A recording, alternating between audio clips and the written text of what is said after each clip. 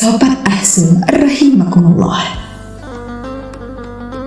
Suatu hari, Baginda Raja sedang termenung di istananya. Ia baru saja membeli seekor gajah yang sangat besar dan gagah dari negeri seberang. Gajah itu menjadi kebanggaan Baginda Raja. Namun, ada satu hal yang sangat mengganjal pikirannya. Ia ingin tahu berapa berat persisnya gajah tersebut. Baginda Raja kemudian memanggil para menteri, ilmuwan, dan ahli-ahli terbaik di kerajaannya. "Aku ingin tahu berapa berat gajah ini," titah Baginda Raja. "Siapa di antara kalian yang bisa menimbangnya?" Para ahli mulai berpikir keras, bagaimana mungkin menimbang gajah sebesar itu? Tidak ada timbangan yang cukup besar di seluruh negeri yang dapat digunakan untuk menimbang gajah. Mereka mengusulkan berbagai metode rumit, mulai dari memotong gajah menjadi beberapa bagian, yang tentu saja ditolak mentah-mentah oleh Baginda Raja, hingga membangun timbangan raksasa yang butuh waktu berbulan-bulan. Baginda Raja mulai putus asa. Akhirnya, salah seorang menteri menyarankan, "Ampun tuanku, kenapa tidak memanggil Abu Nawas saja? Mungkin hanya Abu Nawas yang bisa memecahkan masalah ini." Kemudian Baginda Raja memerintahkan dua pengawalnya untuk segera memanggil Abu Nawas. "Wahai Abu Nawas," kata Baginda Raja, "aku ingin engkau menimbang berat gajahku ini. Bisakah engkau melakukannya?" Abu Nawas tersenyum simpul. Ia melihat seekor gajah yang berdiri tenang di halaman istana, kemudian mengamati kolam besar yang ada di dekatnya. "Tentu tuanku," jawab Abu Nawas dengan tenang. "Hamba bisa menimbang berat gajah ini, tetapi hamba butuh beberapa hal dan bantuan dari warga." Mendengar itu, Baginda Raja menjadi penasaran. "Apa yang kau butuhkan, Abu Nawas?" "Hamba butuh sebuah perahu besar yang bisa mengapung di kolam itu, beberapa buah batu, dan banyak warga yang membantu," pinta Abu Nawas. Keesokan harinya, semua yang diminta Abu Nawas telah tersedia. Perahu besar mengapung di kolam, dan banyak warga berkumpul ingin menyaksikan kecerdikan Abu Nawas. Kemudian Abu Nawas memerintahkan para pelayan istana untuk menggiring gajah masuk ke dalam perahu. Begitu gajah naik, perahu itu pun tenggelam lebih dalam ke dalam air. Abu Nawas dengan sigap membuat tanda di lambung perahu tepat di permukaan air. Setelah itu, ia memerintahkan gajah itu untuk turun dari perahu. Perahu kembali terangkat sedikit dan mengapung seperti semula. Langkah selanjutnya, Abu Nawas meminta warga untuk mulai memuat batu-batu besar ke dalam perahu satu persatu. Mereka terus memasukkan batu-batu besar itu sampai lambung perahu kembali tenggelam hingga mencapai tanda yang sudah dibuat Abu Nawas sebelumnya. Dan ketika tanda itu sudah sejajar dengan permukaan air, Abu Nawas menghentikan mereka. Cukup, sudah," seru Abu Nawas. "Sekarang, timbanglah semua batu yang ada di perahu ini." Para menteri dan ilmuwan yang awalnya kebingungan kini mulai mengerti maksud Abu Nawas. Mereka menimbang semua batu yang terkumpul di dalam perahu. Setelah beberapa waktu, mereka mendapatkan total berat semua batu tersebut. "Tuan Raja," lapor Abu Nawas, "berat gajah ini adalah sama dengan berat semua batu ini." Baginda Raja dan semua yang hadir dibuat terpukau. Ide Abu Nawas sangat sederhana. Berat gajah yang sama dengan berat air yang dipindahkan oleh perahu saat gajah berada di dalamnya. Dan berat air itu sama dengan berat batu yang dibutuhkan untuk mencapai ketinggian yang sama. Baginda Raja sangat senang dan memberikan hadiah besar kepada Abu Nawas atas kecerdikan dan akalnya yang luar biasa. Sejak saat itu, Abu Nawas semakin dihormati sebagai orang yang mampu memecahkan masalah tersulit sekalipun dengan cara yang paling tidak terduga.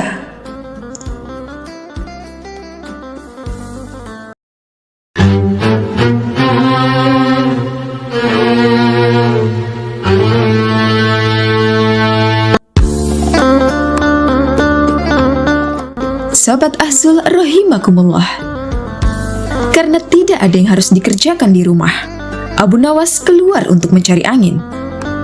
Ia pergi untuk jalan-jalan.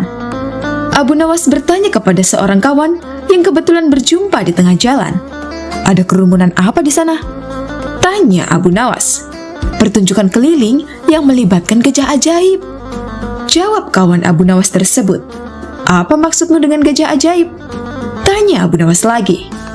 "Gajah yang bisa mengerti bahasa manusia, dan yang lebih menakjubkan lagi, gajah itu hanya mau tunduk kepada pemiliknya saja," jawab kawan Abu Nawas.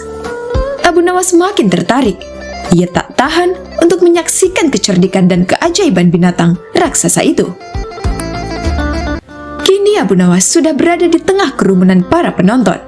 Karena begitu banyak penonton yang menyaksikan pertunjukan itu, sang pemilik gajah dengan bangga menawarkan hadiah yang cukup besar bagi siapa saja yang sanggup membuat gajah itu mengangguk-angguk. Tidak heran bila banyak di antara para penonton yang mencoba untuk maju satu persatu. Mereka berupaya dengan beragam cara untuk membuat gajah itu mengangguk-angguk. Tetapi usaha mereka sangat sia-sia. Gajah itu tetap menggelengkan kepalanya. Melihat kegigihan gajah itu, Abu Nawas semakin penasaran hingga ia maju untuk mencoba. Setelah berhadapan dengan binatang berbelalai itu, Abu Nawas bertanya kepada sang gajah, "Tahukah engkau siapa aku ini?" Gajah menggeleng. "Apakah engkau tidak takut kepadaku?" tanya Abu Nawas lagi. Namun gajah itu tetap saja menggeleng-gelengkan kepala. "Apakah engkau takut kepada tuanmu?" tanya Abu Nawas memancing. Gajah itu mulai ragu. "Bila engkau tetap diam, maka akan aku laporkan kepada tuanmu," lanjut Abu Nawas mengancam. Akhirnya, gajah itu terpaksa mengangguk-angguk. Atas keberhasilan Abu Nawas membuat gajah itu mengangguk-angguk, maka ia mendapat hadiah berupa uang yang banyak. Bukan main marahnya pemilik gajah itu, hingga memukuli binatang yang malang itu. Pemilik gajah itu malu bukan kepalang. Pada hari berikutnya, ia ingin menebus kekalahannya. Kali ini ia melatih gajahnya untuk mengangguk-angguk. Bahkan ia mengancam akan menghukum berat gajahnya apabila sampai dia terpancing. Penonton mengangguk-angguk, terutama Abu Nawas. Tak peduli apapun pertanyaan yang diajukan. Saat-saat yang dinanti telah tiba. Kini para penonton ingin mencoba.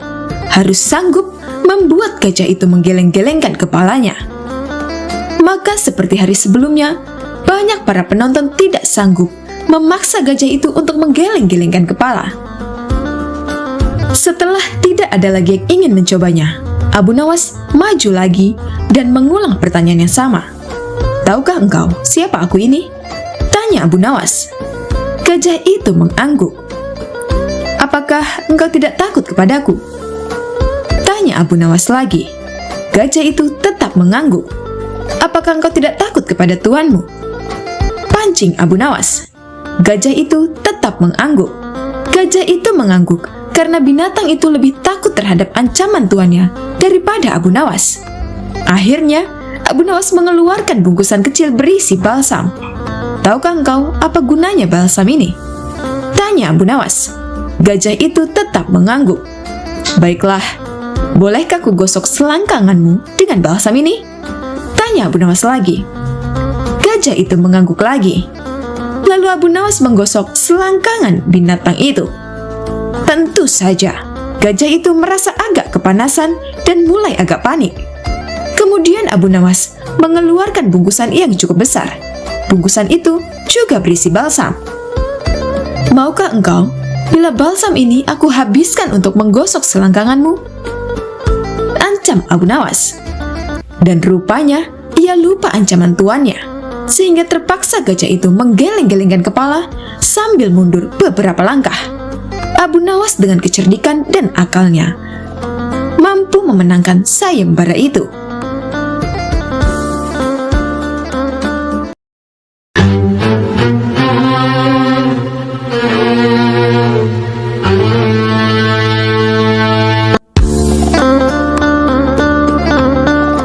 Sobat Ahzul rahimakumullah, Nawas mendengar bahwa Baginda Raja memiliki seorang menteri kepercayaan dan senantiasa mendampinginya. Menteri itu bernama Abu Jahal.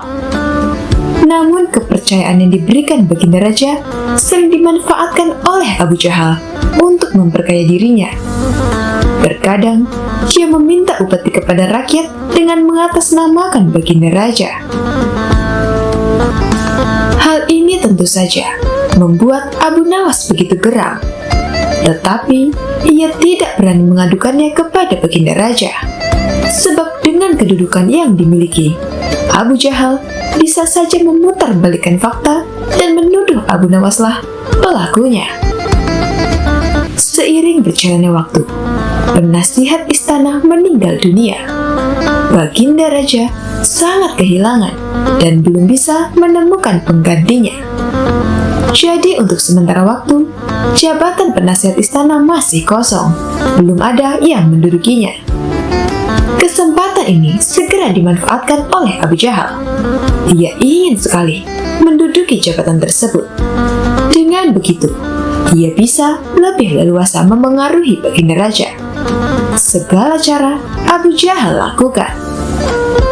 Di depan Baginda Raja, Abu Jahal terus mencari muka agar terpilih menjadi penasihat istana. Tapi sayangnya, ambisi Abu Jahal ini harus kandas di tengah jalan. Karena tidak berapa lama, Baginda Raja justru memilih Abu Nawas untuk menjadi penasihat istana. Keputusan Baginda Raja ini tentu saja membuat Abu Jahal kecewa, sehingga ia menaruh dendam kepada Abu Nawas. Suatu hari ketika Abu Jahal melihat Abu Nawas sedang duduk bersama Baginda Raja, timbul pemikiran di kepalanya. Seharusnya aku yang ada di tempat Abu Nawas. Abu Nawas tidak pantas duduk di situ. Abu Nawas itu apa dia? Tidak mampu mengurus masalah kerajaan. Pantasnya dia jadi pelawak istana saja. Gerutu Abu Jahal dalam hatinya. Merasa kecewa dengan keputusan Baginda Raja, Abu Jahal lalu menyampaikan keberatan. Pada suatu hari saat Baginda Raja sedang duduk sendirian, Abu Jahal menghadap dan berkata, "Ampun Paduka yang mulia, hamba izin menghadap Baginda Raja." Baginda Raja terkejut melihat Abu Jahal yang tiba-tiba menghadapnya. "Ada apa Abu Jahal? Apa yang ingin kau sampaikan?" tanya Baginda Raja. "Ampun Paduka yang mulia, hamba rasa Abu Nawas tidak pantas menjabat sebagai penasihat istana. Karena menurut hamba, dia tidak tahu apa-apa soal negara. Abu Nawas itu, apa keahliannya? Cuma melucu saja," tutur Abu Jahal. "Tapi bukankah Abu Nawas terkenal cerdas? Dia juga seorang yang jujur?" ujar Baginda Raja. "Apakah Paduka sudah meragukan kejujuran saya?" tanya Abu Jahal. "Bukan seperti itu. Kamu kan sudah menduduki jabatan menteri istana. Jadi wajar kalau Abu Nawas yang mengisi jabatan penasihat istana," jawab Baginda Raja. "Tapi hamba lebih berpengalaman Paduka yang mulia. Apalagi mengenai kenegaraan. Hamba juga ahli berperang. Tubuh hamba kekar dan perkasa. Lalu hamba sudah lama berbakti kepada Baginda Raja. Hamba rasa hamba lah yang lebih pantas menjadi penasihat istana," ucap Abu Jahal. Melihat ambisi Abu Jahal yang begitu besar, Baginda Raja akhirnya membuat keputusan. Ia ingin mengadakan sayembara antara Abu Nawas dan Abu Jahal. Maka dipanggillah Abu Nawas untuk datang ke istana. Singkat cerita, Abu Nawas pun menghadap Baginda Raja. "Ampun Paduka yang mulia, ada gerangan apa memanggil hamba?" tanya Abu Nawas. "Abu Nawas, Abu Jahal sangat menginginkan jabatan penasihat istana. Dia minta supaya jabatanmu diganti olehnya. Tapi aku juga tidak mungkin memecatmu begitu saja. Biar adil, maka aku putuskan akan mengadakan sayembara untuk kalian berdua. Siapa yang jadi pemenangnya, maka dialah yang berhak jadi penasihat istana," jelas Baginda Raja. Sejenak, Abu Nawas terdiam dan berpikir, Abu Jahal pasti punya rencana busuk. Jangan sampai dia jadi penasihat istana. Bisa-bisa rakyat makin tertindas oleh kelakuannya.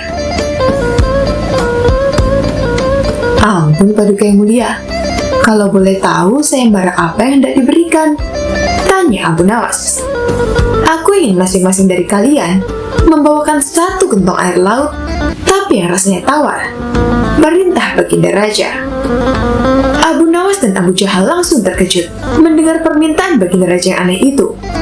Sekarang, pulanglah kalian berdua dan besok kembali ke sini dengan membawa air laut yang rasanya tawar.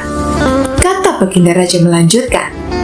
Sesampainya di rumah, Abu Nawas terus memikirkan dan mencari tahu keberadaan laut yang airnya tawar. Mana ada air laut yang rasanya tawar? Orang secerdik apapun tidak akan bisa melakukannya, pikir Abu Nawas. Sementara itu, Abu Jahal mulai berbuat curang. Dia memasukkan air sumur ke gentong untuk dibawanya ke istana. Baginda Raja pasti percaya meskipun aku berkata bohong, karena aku tahu aku adalah menterinya yang paling dipercaya, kata Abu Jahal dalam hatinya. Keesokan harinya, Abu Nawas dan Abu Jahal datang ke istana dengan membawa gentong masing-masing. Bagaimana? Apakah kalian sudah mendapatkan airnya? Tanya Baginda Raja. Sudah Paduka yang mulia, jawab Abu Jahal dan Abu Nawas serempak. Kemudian Abu Jahal maju lebih dulu menyerahkan gentongnya. Ini Paduka, air laut permintaan Paduka, ucap Abu Jahal. Baginda Raja lalu mencicipi air yang dibawa Abu Jahal. Bagus Abu Jahal, air ini rasanya tawar. Tapi benarkah ini berasal dari laut? Tanya Baginda Raja. Benar sekali Paduka. Hamba sengaja mengambilnya dari laut yang tidak diketahui oleh banyak orang, jawab Abu Jahal penuh percaya diri. Sekarang tibalah giliran Abu Nawas menyerahkan gentong miliknya. Ketika Baginda Raja mencicipi air yang ada di gentong Abu Nawas, ia pun langsung berkata, Hai Abu Nawas, kenapa rasanya masih asin dan getir? Yang aku minta air laut yang rasanya tawar, ucap Baginda Raja. Ampun Paduka yang mulia, tapi memang begitulah rasa air laut, balas Abu Nawas. Baiklah, karena lomba ini dimenangkan Abu Jahal, tentu dia yang akan menjadi penasihat istana, tutur Baginda Raja. Mendengar itu, Abu Jahal sangat kegirangan, sudah tidak sabar lagi ingin menduduki jabatan tersebut. Ternyata sangat mudah mengelabui Baginda Raja, pikir Abu Jahal. Tapi tiba-tiba Baginda Raja kembali berkata, Hai Abu Jahal, di mana kamu menemukan laut yang airnya tawar itu? Antarkan aku ke sana sekarang. Aku ingin mandi di sana, titah Baginda Raja. Seketika, wajah Abu Jahal menjadi pucat, tubuhnya lemas dan gemetaran. Anu Paduka yang mulia, hamba kenapa? Kalau kamu tidak bisa membuktikannya, berarti kamu telah membohongiku, ucap Baginda Raja. Ampun Paduka yang mulia, air yang hamba bawa memang bukan air laut, tapi air dari sumur, kata Abu Jahal ketakutan. Kamu lancang Abu Jahal, kamu kira aku anak kecil yang mudah dikelabui?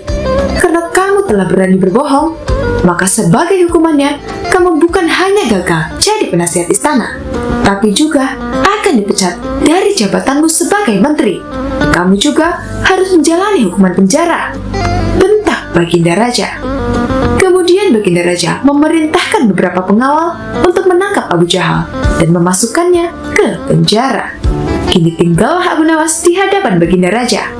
Hai Abu Nawas, bukankah kamu terkenal cerdik? Bisa saja kamu membohongiku, dan dengan kecerdikanmu itu, kamu tentu bisa menutupi kebohonganmu. Tapi kenapa tidak kau lakukan? Tanya Baginda Raja. Ampun Paduka yang mulia, hamba memang cerdik, tapi hamba bukan seorang pembohong. Secerdik apapun manusia, tidak akan ada yang bisa mengubah rasa air laut menjadi tawar, terang Abu Nawas. Kamu benar Abu Nawas, itulah orang yang saya cari untuk menduduki jabatan sebagai penasihat istana, cerdik dan juga jujur, kata Baginda Raja tersenyum puas.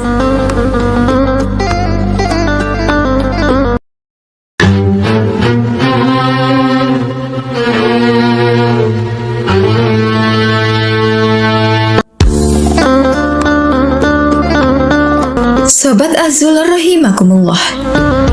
Dikisahkan, kala itu sejumlah penduduk Baghdad berkumpul di depan istana Khalifah Harun al-Rashid.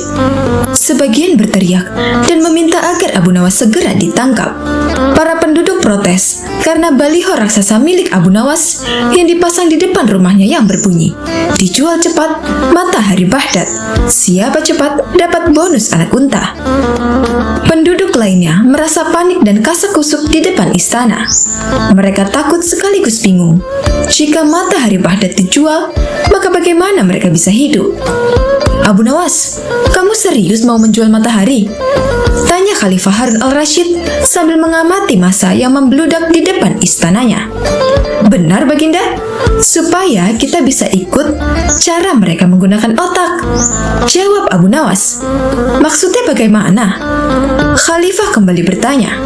"Begini, Baginda, apakah Baginda senang infrastruktur di Baghdad terbangun hebat di zaman Baginda? Baginda bangga bisa menjadi teladan bagi rakyat bahwa selama menjabat jadi khalifah, Baginda tidak korupsi. Baginda senang tidak mempertontonkan keserakahan dengan menguasai ratusan ribu hektar padang pasir. Padahal, Baginda bisa melakukannya dengan kekuasaan yang sekarang Baginda genggam." Beber Abu Nawas. Khalifah Harun al-Rashid yang bingung lantas meminta Abu Nawas untuk menjelaskan maksud dari ucapannya. "Abu Nawas, cobalah ke inti masalahnya." Jika Baginda turun dan tanya massa yang sekarang berdemonstrasi itu, ketahuilah bahwa mereka akan menjawab, "Buat apa bangun infrastruktur? Infrastruktur tidak bisa dimakan." Jadi, jalan-jalan mulus yang Baginda bangun selama ini, puluhan bendungan yang Baginda banggakan, lapangan terbang, rel kereta api di Koramabad, pasar-pasar di Kirkuk, itu semua percuma karena tidak bisa dimakan, kata Abu Nawas menjelaskan. Khalifah Harun al-Rashid hanya terdiam. Baginda bangga tidak korupsi, anak Baginda jual pisang goreng. Itu malah membuat mereka marah dan cemburu. Buat mereka, Baginda mestinya korupsi agar mereka tak repot-repot lagi bikin isu yang tak masuk akal. Wah, pokoknya banyak Baginda. Lalu apa hubungannya dengan menjual matahari? Tanya Khalifah Harun al-Rashid. Abu Nawas kemudian menjelaskan apa yang dianggap Khalifah Harun al-Rashid sebagai prestasi nasional justru dianggap pemborosan dan membebani negara karena mereka terbiasa melihat prestasi yang ada di ruang gelap. Di ruang gelap, gadis cantik tak terlihat, sebatang emas bisa dianggap besi. Tapi, kalaupun mata mereka tak melihat di ruang gelap, bukankah telinga mereka mendengar? Hati mereka terbuka? Bagaimana mungkin mereka menuduhku memusuhi ulama padahal wakilku sekarang adalah ulama yang besar? Jikapun mereka tak suka aku, bukankah kepada mereka sekarang aku sodorkan ulama yang dulu mereka klaim mereka bela? Mengapa sekarang mereka tinggalkan?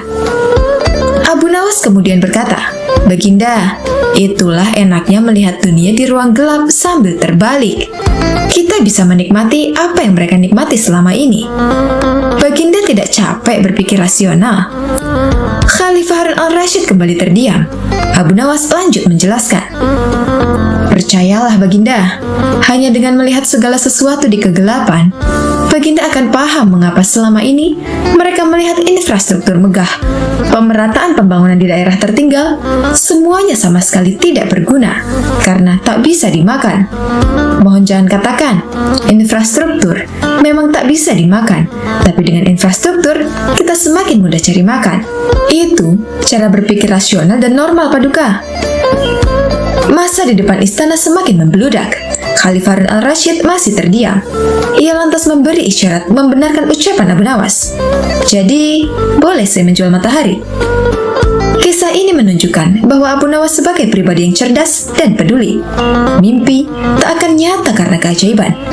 Butuh keringat, kebulatan tekad, dan kerja keras untuk mewujudkannya. Wallahu a'lam bishawab.